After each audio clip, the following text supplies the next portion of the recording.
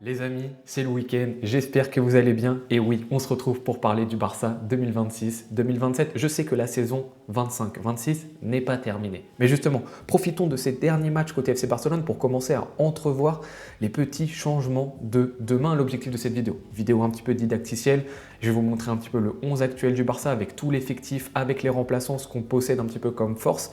Et l'objectif, ça va être de définir ensemble quels joueurs malheureusement on va peut-être devoir vendre, ça nous ferait mal au cœur. Mais ça va être une obligation du côté du Barça de faire des petits sacrifices et surtout quelles sont les priorités du côté du Barça et surtout quel poste est prioritaire du côté du Barça. Les amis, je vous invite à regarder cette vidéo jusqu'au bout, à la liker, la partager, bien évidemment à vous abonner et surtout à commenter. On se retrouve tout de suite pour le 11 du Barça 26-27.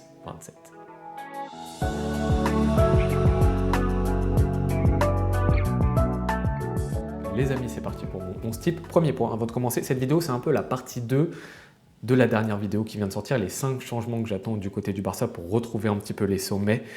Bien évidemment, cette vidéo suit cette logique. Donc, si par exemple le système, vous ne comprenez pas trop pourquoi je pars sur ce système, n'hésitez pas à aller voir cette vidéo. Voilà, parce qu'elle explique pourquoi justement je choisis ce système et je choisis de recentrer le Barça sur son cœur, sur son milieu de terrain. Voilà. Toute cette vidéo, la première partie, va expliquer tout ça. Bien évidemment, la saison continue, il reste quelques matchs, j'ai eu des questions, mais pourquoi est-ce qu'on aborde déjà la saison prochaine? Question super légitime, bien évidemment. C'est juste que la saison du Barça est quasi finie et qu'il reste quand même quelques petits matchs, Getafe à l'extérieur, Osasuna à l'extérieur, le Real Madrid, le Classico bien évidemment. Et que justement, on peut commencer à entrevoir les changements que j'aborde dans ce genre de vidéo sur ces prochains matchs. Et ce que Hansi Flick va déjà commencer à mettre en place ces mini-changements, ces mini-ajustements. C'est ça qui est intéressant. Et puis la toute fin de saison va très vite arriver après la Coupe du Monde. Et bien évidemment, je pense que sur la chaîne, sur la chaîne secondaire surtout, on va se tourner vers la Coupe du Monde. Donc on parlera un tout petit peu moins du Barça. Voilà pourquoi je commence déjà à aborder un petit peu la saison 2026-2027. Vidéo, comme je vous l'ai dit, un petit peu didacticielle. N'hésitez pas à jouer avec moi. Donc déjà, on commence un petit peu. Au gardien, vous allez voir, on a un nombre de gardiens qui est phénoménal. Donc comme vous voyez, je ne respecte même pas ma légende, ma charte. Iacobishvili, qui est bien évidemment le remplaçant de Johan Garcia. Kochen, qui est celui actuellement, Iacobishvili étant prêt de son côté, Astralaga aussi étant prêt de son côté. C'est pas fini pour les gardiens. Peña aussi étant prêt de son côté. Et bien évidemment, il y en a un qu'il ne faut pas oublier parce qu'il est encore là. Et lui aussi, j'ai oublié de changer la légende parce que c'est une légende, bien évidemment, du club, même s'il ne veut pas partir. C'est notre cher Mats, notre cher Marc-André Ter Stegen. Donc niveau gardien, déjà niveau gardien, il va falloir faire un bon clean. Donc avec le retour des prêts, ce n'est pas la priorité de cette vidéo de s'attarder sur le gardien. Mais juste pour vous dire qu'il y a beaucoup de choix, de petites solutions, surtout avec des Massian, des petits gars qui viennent de la formation. Il faudra faire un petit choix, élaguer un petit peu tout ça. Côté gardien, ça va se faire. Maintenant au niveau de la défense, on a un Cubarsí qui est présent ici, côté FC Barcelone, qui est le défenseur central droit côté Barça, sûr et certain. À côté de lui, on peut mettre un Eric Garcia titulaire, mais on va voir après, ça va bouger, Suivez-moi bien par rapport à ça. Gérard Martin, allez, remplaçant d'Eric Garcia si vous voulez, à ce niveau-là. Donc là, on a déjà un remplaçant côté défenseur. Koundé, que je vais arriver à choper ou pas, Hector Fort. Allez, on prend Hector Fort, qui est le remplaçant pour moi de Jules Koundé sur le côté. Ça va être assez intéressant côté FC Barcelone de voir ce qu'on va faire d'Hector Fort. Mais Jules Koundé, pour moi, reste le titulaire côté droit, même s'il a connu une saison qui était compliquée côté FC Barcelone. Je considère que dès qu'il va revenir à 100% et qu'on va pouvoir le faire un petit peu plus souffler, Koundé, ça reste le Koundé de la version 2024-2025 qui reste extrêmement solide. Maintenant, bien évidemment, Voldemort, il est présent et c'est le remplaçant de Cubarsí. Christensen aussi, et oui, est encore au FC Barcelone. On a oublié que ce joueur était au Barça, mais non, il est encore là. Baldé, pour moi, est devenu le remplaçant, mesdames et messieurs, de Joao Cancelo. Joao Cancelo a gagné sa place de titulaire arrière gauche. Bien évidemment, il faudra voir avec lui ce qui se passe au niveau du salaire. Est-ce qu'il sera d'accord pour le baisser comme il l'a baissé quand il est venu en prêt? Est-ce que lui est d'accord pour continuer sa carrière au Barça et gagner peut-être moins qu'en Arabie Saoudite? Ce sera un deal à faire, bien évidemment. Mais il passe devant Baldé qui pour moi a perdu sa place de titulaire suite à sa blessure malheureusement et aussi à son niveau qui n'était pas forcément excellent sur cette première partie de saison et Cancelo lui a affiché quelque chose de très intéressant. Là on va commencer à parler très sérieux mesdames et messieurs, j'en ai parlé et je vous renvoie une nouvelle fois sur cette vidéo première partie du pourquoi, du comment le Barça doit s'axer autour de ça même si vous allez le voir il y a beaucoup de changements de permutations qui peuvent avoir lieu. Frenkie de Jong, Pedri, Gavi, et notamment ce fameux Pedri Gavi qui doit être mis en avant par le système. Surtout ça que je veux conserver du côté du Barça. Le fameux cœur, cerveau, poumon, Pedri, Gavi, ça doit rester ça. Et bien évidemment, Bernal qui est présent ici en tant que remplaçant.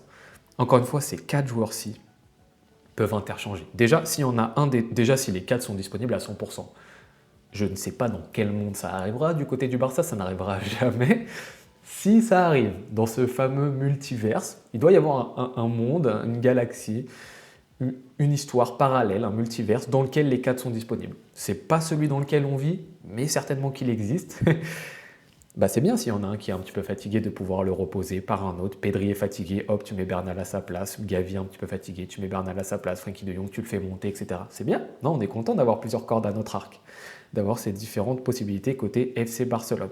Et ce qui est en plus bien, c'est qu'en plus d'avoir ces 3-là et de pouvoir les remplacer par un 4e, c'est bien évidemment qu'ils sont interchangeables sur certaines situations, sur certaines actions. De Jong que j'adore en numéro 8. Je préfère d'ailleurs De Jong numéro 8 que numéro 6. Je vous le dis clairement, là je le mets numéro 6 parce qu'il faut, c'est le jeu. Mais je préfère largement Frenkie de Jong quand il est numéro 8. Hop, il monte et Gavi recule. Hop, Gavi va dans le demi-espace gauche comme il kiffait sous Xavi, vous vous en souvenez. Hop, Pedri recule. La mobilité de ces 4 joueurs-ci, parce que Bernal aussi, vous savez, Bernal, il aime beaucoup se positionner ici, arriver, dépassement de fonction, il se projette dans la surface. Ces 4 joueurs-ci, mobilité, polyvalence, à l'extrême. Si les 4 en plus sont à 100%, mais si les 4 sont à 100%, c'est top milieu du monde. Bon, il y a celui du PSG quand même. C'est Neves, Vitinha, Ruiz quand il est en forme, c'est Emery quand il est en forme. Gros niveau. Mais celui-ci là, s'ils sont à 100% et aptes, il n'y a personne qui nous touche. Il n'y a personne qui nous touche. Ce milieu de terrain à 100% disponible. Les 4, je parle des 4, même s'ils ne peuvent pas être titulaires les 4, c'est démentiel. C'est démentiel. Quoique les 4 peuvent être titulaires si on fait un 4-2-2-2, ce qui est totalement possible. Côté maintenant offensif, parce que là, la grande question de ça, et encore une fois, elle est très pertinente cette question, c'est de se dire, mais attendez, on fait quoi de Dani Olmo et de Fermín López? J'ai vu beaucoup de gens me poser cette question. Et je le répète, elle est très pertinente, elle est très intelligente. Je pense qu'on peut conserver ces 2 joueurs-ci et qu'on peut justement les mettre un petit peu à d'autres postes. Côté Barça, on a sur le côté gauche un Rafinha, qui pour moi reste le titulaire, quand bien même au niveau des blessures, il faudra un petit peu voir comment ça se passe, il faudra arrêter de lui donner autant de jeu, et que voilà, il se passe des choses aussi au niveau de la sélection. Son remplaçant, mais lui plus couloir, c'est Rashford. Rashford est plus un joueur de couloir, on en a déjà parlé plein de fois, Rafinha plus un joueur de demi-espace. Positionnement un petit peu différent. Je mets en 3e remplaçant Fermín López. Parce que pour moi, Fermín López, je vais y venir juste après, il a le profil parfait pour remplacer Rafinha. Parfait, c'est quasiment les mêmes joueurs. Joueurs de rupture qui frappent de loin, qui mettent de l'intensité, qui mettent du volume, du pressing. Ils se ressemblent beaucoup ces joueurs-ci. Et ils aiment beaucoup la finition. Ils ont de très bonnes stats en finition également. Donc ça, c'est ce qui se passe un petit peu sur le volet côté gauche. Quand bien même, vous voyez, il y a des profils un tout petit peu différents. Côté droit, nos débats, on l'a vu, il y a Lamine Yamal et il y a un autre jeune joueur, je ne sais pas si vous le connaissez, il a joué très peu de minutes du côté du Barça cette saison, il s'appelle Rooney Bargui, je ne sais pas si vous voyez qui c'est, parce que vraiment il a joué à peu près 600-700 minutes cette saison.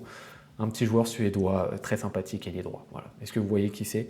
On espère surtout que l'année prochaine, Rooney aura beaucoup plus de minutes et on espère qu'il voudra rester au club, mais je pense que oui, quand même, il ne va pas commencer à râler pour une saison où il n'a pas eu trop de minutes, j'espère bien. Et après, qu'est-ce qui se passe en attaque? Lewandowski. Je le mets titulaire, Lewandowski, dans un premier temps, vous allez voir, vous me connaissez. Les vents chauds sur Doski va peut-être un petit peu changer de couleur. Ansu Fati, je ne sais pas pourquoi il est encore jaune, mais il vient bien évidemment passer remplaçant. Je mets Ansu Fati en remplaçant numéro 9, il pourrait être sur le côté lui aussi, mais je le mets remplaçant numéro 9, Torres ici. Et surtout Dani Olmo, parce qu'on m'a dit, ah oui, mais Dani Olmo, du coup, on en fait quoi? Dani Olmo peut avoir ce poste à certains moments, lui, pas de vrai numéro 9, mais plutôt de faux numéro 9 dans ce positionnement-ci. C'est possible côté FC Barcelone, on peut en profiter, profitons-en. Donc on a ça du côté du Barça, on a cette map-ci. Maintenant côté FC Barcelone, où sont les joueurs, selon moi, les plus importants? Quels sont les recrutements les plus importants à mettre en place? Quelle est la priorité pour le Barça au niveau des recrues? La première recrue principale, selon moi, côté FC Barcelone, même devant le numéro 9, parce que pour moi, il y a encore d'autres solutions, c'est lui. C'est le défenseur central. L'objectif de cette vidéo, c'est pas de dire des noms. Si vous voulez, Bastoni, bon, Schlotterberg, lui, a prolongé du côté de Dortmund, du coup, je pense qu'il y a zéro chance qu'il vienne. Bastoni, mais n'importe qui, parlez-moi d'autres défenseurs centraux, etc. L'objectif de cette vidéo, c'est pas parler de ça. On parlera, on fera des analyses globales le temps qu'il faudra, quand ce joueur viendra au Barça ou que les rumeurs seront vraiment énormes sur lui. On fera une vidéo analyse, il n'y a pas de problème. C'est vraiment là de parler du poste prioritaire, de ramener un gars qui a de l'expérience, qui a du vécu, qui a du poids et qui a un certain âge pour épauler Cubarsí qui manque de son mentor. Vraiment un défenseur central qui fasse la différence. Voilà, c'est ça dont le Barça, selon moi, a vraiment besoin pour faire un petit peu une différence. On l'a dit, hein, le gap entre le Barça, PSG et Bayern, il existe, il est présent, mais c'est une conjecture de petits éléments qui doivent changer. Ce n'est pas impossible de les changer et ça passe justement par l'apparition d'un joueur qui fasse la différence, d'un défenseur central très très fort, ce qui rend bien évidemment cette disposition, Eric Garcia, devenir un remplaçant. Mais là, la défense centrale devient très intéressante. Vous voyez, Hector Fort, ce sera un cas à étudier. Est-ce que Hector Fort, on le garde? On ne le garde pas? Elche, il a été un petit peu stoppé net dans son pic à Elche à cause d'une blessure, mais c'était plutôt intéressant ce qu'il montrait. Maintenant, est-ce qu'il a le poids, le coffre pour être un joueur vraiment de cet effectif du Barça? C'est possible, c'est à discuter bien évidemment. Mais avec un Eric Garcia qui est présent, est-ce que Hector Fort devient vraiment une solution première, étant donné qu'on aurait donc Cubarsí? Bon, après, là, il faudra discuter, mais Eric Garcia qui serait vraiment le couteau suisse parfait du côté du Barça. Vraiment ce couteau suisse énorme qui vient remplacer que ce soit défenseur central ou arrière droit. Bien évidemment, par contre, à côté, Christensen, l'offre de prolongation, elle n'était pas celle qu'il voulait. Et donc pour moi, c'est un signal du côté du Barça de Chris, merci pour tout. Et encore une fois, Christensen, quand il jouait du côté... Là, je vais devoir faire partir des joueurs. Hein. Je vous le dis direct, ça ne me fait pas plaisir. Hein. Il y a beaucoup de joueurs que j'affectionne, je voudrais qu'ils restent tout le temps au Barça. Il faut faire des sacrifices. Je vous renvoie une nouvelle fois à la vidéo que j'ai faite précédemment. On va être obligé. On ne peut pas garder tous les joueurs et vouloir recruter un numéro 9, un défenseur central. Il va falloir se faire mal. Il va falloir se faire violence, les amis. Et Christensen, il se blesse trop.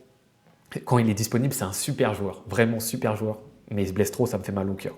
Voldemort, tu as fait ta dépression, tu es revenu, tu n'as toujours pas affiché un bon niveau. Selon moi, tu n'as pas fait la différence, tu n'arrives pas à t'acclimater au jeu d'Antiflick. Je pense que tu te plairas dans un autre club. Un autre club t'ira peut-être très bien, une défense un peu plus regroupée, une défense un peu plus basse, peut-être, avec la grinta, etc.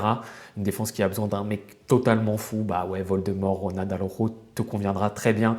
Mais au Barça, malheureusement, tu peux ramener, j'espère, encore un petit billet, quand bien même on t'a prolongé l'année dernière. Donc je pense que ta sortie va être aussi très compliquée. Situation pas forcément très bien gérée de la part du board du Barça.